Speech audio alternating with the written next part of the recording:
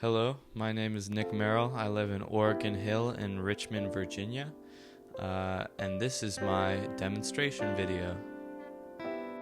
The group I'm in for this assignment is Team Mental Health. So go Team Mental Health, we're the best.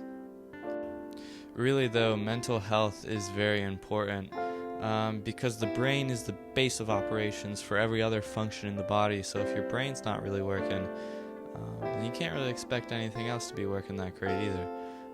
So that's why mental health is really, a topic that really should be looked into.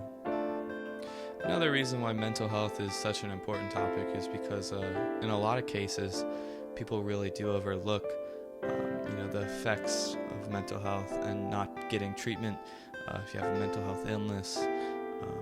But stigmas cause you to not go in for treatment because you're afraid to be, judged.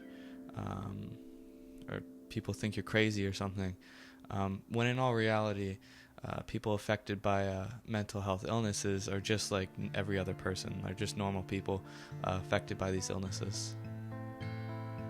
So getting around to it, my specific topic is depression. Even more specifically, my first research question was, what problems and cultural stigmas exist in the treatment of depression?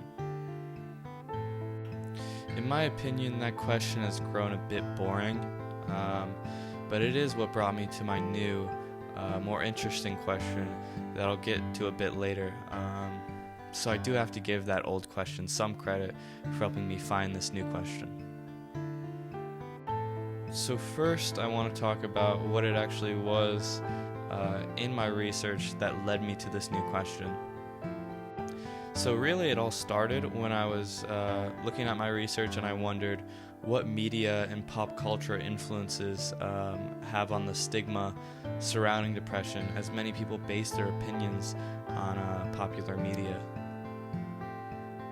So I spent a bit of time researching movies and TV shows that had a larger than average focus on mental health.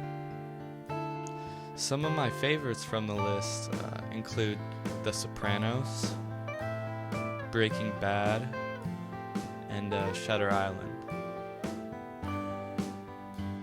The reason I was so interested in these movies and TV shows, besides their obvious entertainment value, was that they perpetuate the ideas about mental health patients, and actually in one of the cases, they battle the idea of the typical mental health patient.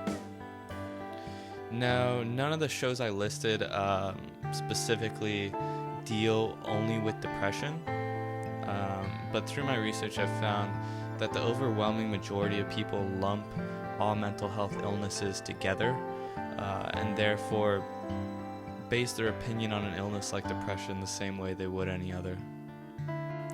So moving forward, the way I formed my new second research question was by gathering up all my sources and settling upon two different concepts that seem to effectively group them all. The concepts are, first, the stigmas surrounding the treatment of depression, and second, the cultural factors that formed these stigmas. Now, the stigmas surrounding depression are fairly easily grouped. There is a lot of them, but they're easily grouped. But also they reinforce my question because I'll more easily search for them in the second part of my question. What cultural factors form these stigmas? So, while viewing a lot of media, I can see how one's opinion on the mentally ill can be swayed to stigmatize them a lot. So after a great deal of thought, the question I came up with was, what stigmas surround the treatment of depression, and how do popular visual medias reinforce or dismantle them? In my personal opinion, I think this question has much more value than my last question because I'm looking into what actually formed these stigmas while still limiting myself to only examples found in visual media.